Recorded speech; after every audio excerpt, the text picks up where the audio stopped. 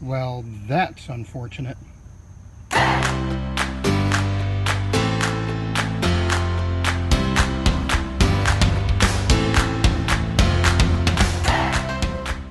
Hey YouTube, Joe Bassett here for Valiant Outfitters. A few weeks ago I did a Wilderness Wednesday that showed you my favorite fire starter, my trusty Bic lighter, and I showed you some hacks and some mods I did on this.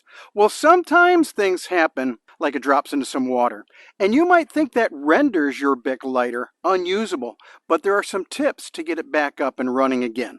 To understand how these tips work, it's good to understand exactly how a Bic lighter works. It has some butane in it, most people know that. What most people don't know is it's essentially a flint and steel.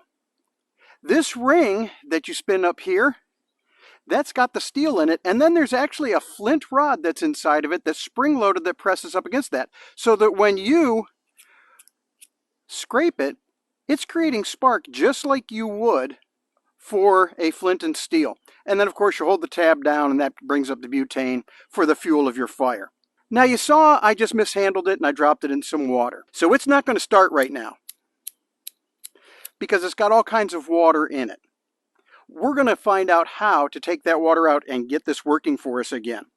Now I have another Bic lighter here that doesn't have all of my modifications on it so that I can show you one of the mods that I do that I didn't put in that other video.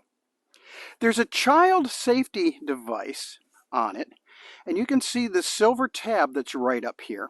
And one of the mods I do is I get rid of that as soon as I buy my Bic lighter. Now, if you're going to be using your Bic lighter around the little ones, keep that safety device on there. But if this is going into your camping or bushcraft pack where kids won't be able to get to it, I suggest getting rid of that. And the way I do it is I can just take a pocket knife or my multi-tool and stick it underneath that and pry it loose.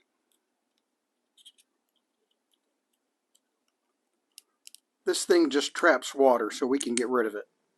Now, one of the things that I showed you for my modifications on the Bic lighter is I put this little toggle on here, and it's held on with some Gorilla Tape. I use that not just to fish it out of my pocket, but when I have water in there, I can get some centrifugal force and get as much water out of there as I can. Now, I'm not sure the camera picked it up, but there are several droplets that went shooting off that way while I did that. That's helping get water out of this hole that's in here. Another thing I'm going to do is I'm going to blow directly into that with some really short, crisp breaths.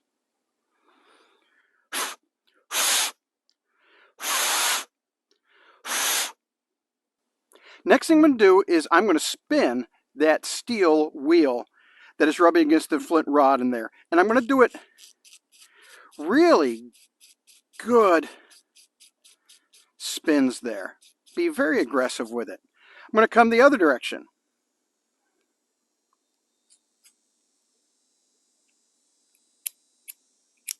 I'm going to keep spinning that until I start to see some sparks. Look down in there. Whoop, there was one. Whoop. There we go. So I dried it out. This sat in that water for a good 30 seconds. There's a trick that you can use to get that Bic lighter up and working again, because remember, fire is the prime directive in our Key 3 approach at Valiant Outfitters.